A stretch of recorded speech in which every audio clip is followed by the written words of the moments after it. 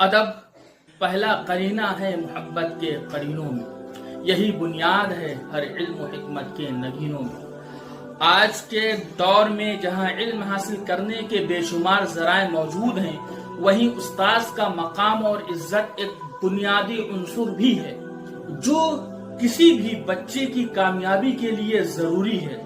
بہت سے حافظ صاحب یا اساتذہ جو بچوں کو قرآن، حدیث، اردو وغیرہ پڑھانے کے لیے ان کے گھروں پہ جاتے ہیں تو ان کے دل میں ایک نیت ہوتی ہے، ایک مقصد ہوتا ہے کہ یہ بچہ علم حاصل کرے اور ترقی یافتہ ہو جائے اور ایک باادب باشعور انسان بن جائے۔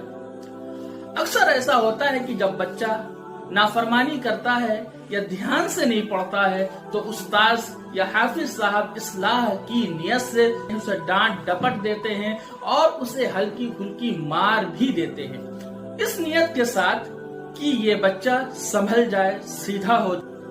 لیکن پھر کیا ہوتا ہے؟ بچہ جا کر اپنی والدہ سے یا والد سے شکایت کرتا ہے، والدین فوراً جذباتی ہو جاتے ہیں اور اگلے دن استاذ کے سامنے اس بچے کے سامنے کہتے ہیں، استاذ کے سامنے اس بچے کے سامنے کہتے ہیں، حافظ صاحب میرے بچے کو نہ ڈانٹا کریے اور نہ مارا کریے۔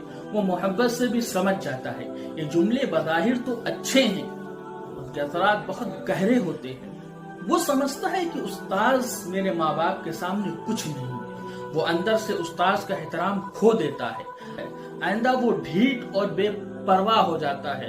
علم حاصل کرنے میں وہ محنت اور ادب کے بجائے نرمی اور ضد کو اہمیت دینے لگتا ہے۔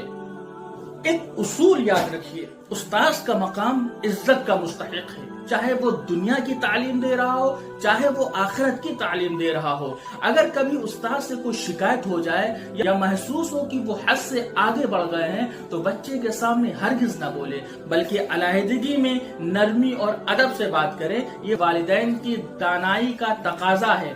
اب اس صورت میں والدین کیا کریں؟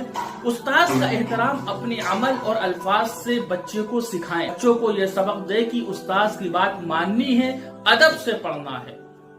شکایت ہو تو اکیلے میں باوقار انداز میں استاذ سے بات کریں تاکہ نہ استاذ کی عزت گھٹے نہ بچے کا ادب کم ہو۔ نتیجہ اس کا یہ ہوتا ہے کہ استاذ کی عزت بچے کے دل میں رہے گی تو علم میں برکت بھی ہوگی اور تربیت بھی مضبوط ہوگی۔ قوم کے بچے استاذ کی آنکھوں میں آنکھیں ڈال کر بات کرنے لگے، وہ قوم کبھی باادب، باشعور اور کامیاب نہیں ہو سکتی ہے۔ اس پیغام کو عام کیجیے تاکہ ہمارے گھروں میں علم، ادب